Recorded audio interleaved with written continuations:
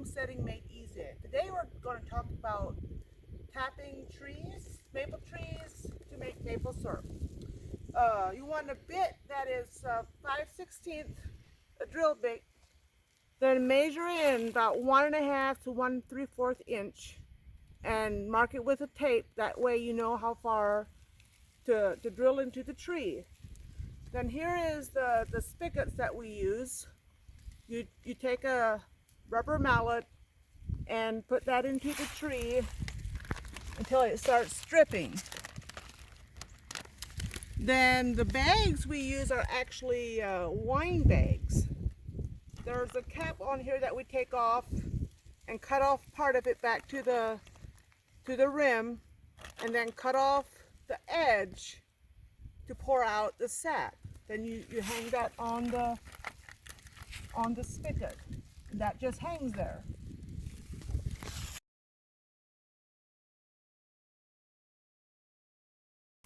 Now if you want to, like, from one year to the next, you don't want to use the same hole. You want to go to the different area, maybe a couple inches at least from the hole you used the year before. And all you do is grab the corner of the bag and pour out the sap. And a tree this size, we have four bags.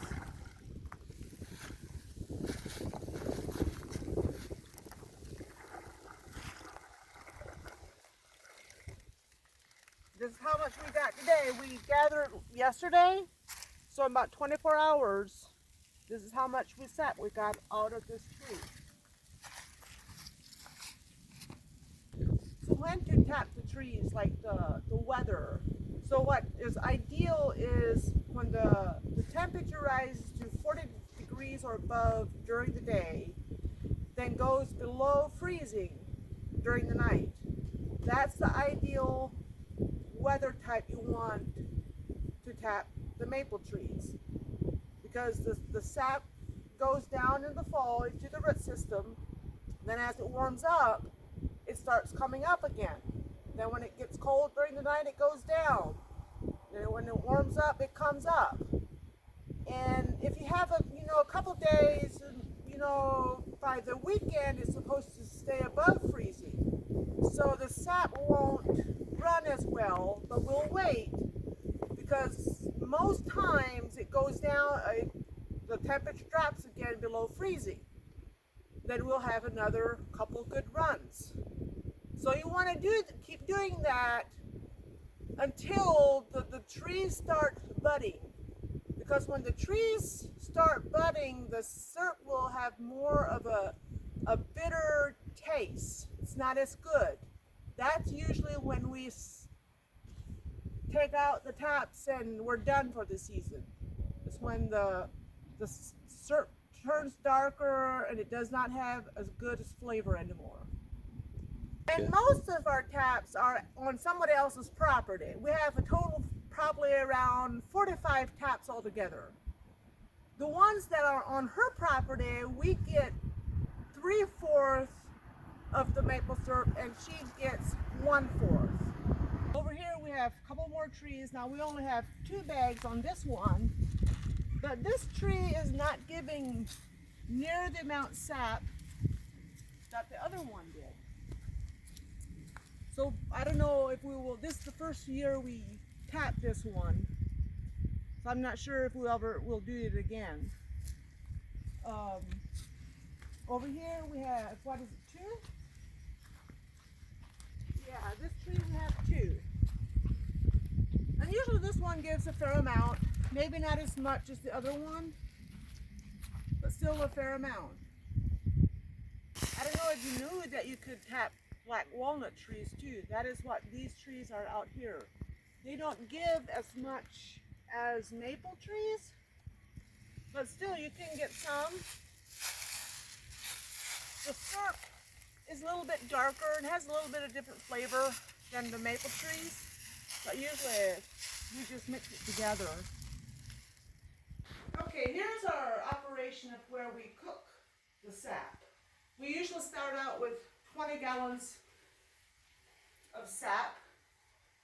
Then as we keep adding sap into the kettles, as it evaporates. It evaporates and you keep adding until we have used up 20 gallons. This is the last of this round of 20 gallons of sap.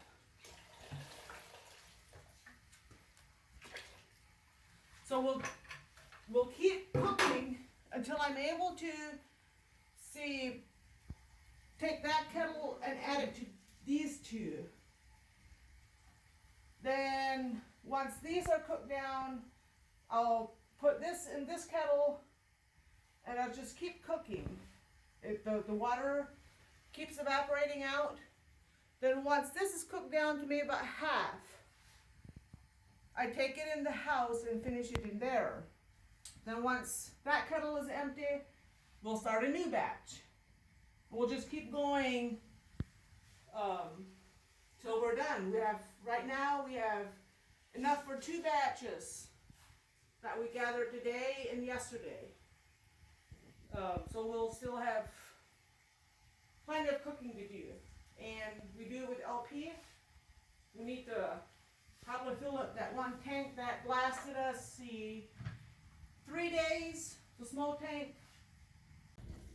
Okay, we're at our final stage of cooking this syrup. This is what I bring it into the house to finish the final steps. So when it gets to around 219 degrees, and it stays at 219. At this point, it jumps up and down. So when it stays at 219 for a while, then it's done. That's how when I finish it. Another way to test it is by putting in the spoon and the more the water that evaporates out of it, it kind of strings. The drips kind of string. So this isn't done yet.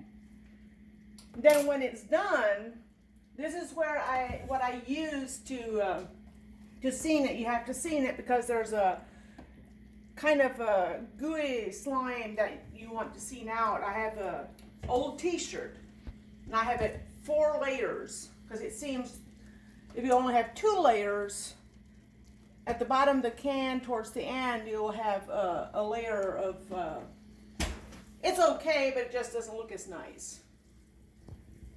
So when we get to that point, I will show you that step. Okay, I'm going to say it's done now, so I'm going to start seaming it.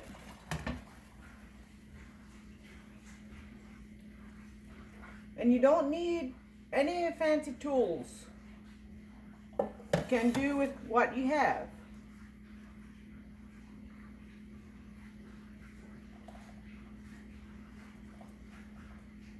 See how the syrup kind of pulls there as it drips? The longer you cook it, the thicker the syrup will be. It will have less water content. And then it will be sweeter too. But we like it at 219.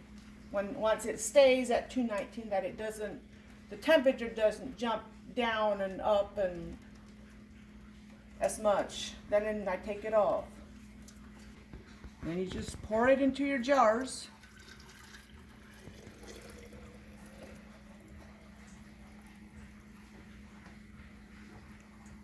And put on the lid and that's it. It will seal by itself.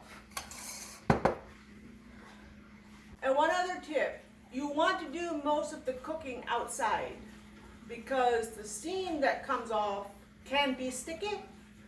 And you could have a sticky mess on your walls, ceilings, cupboards if you do everything in the house. So most of your cooking you want to do outside somewhere, if possible. Now the last stage, I never really had problems with sticky walls and ceilings. But for the main part, do it outside.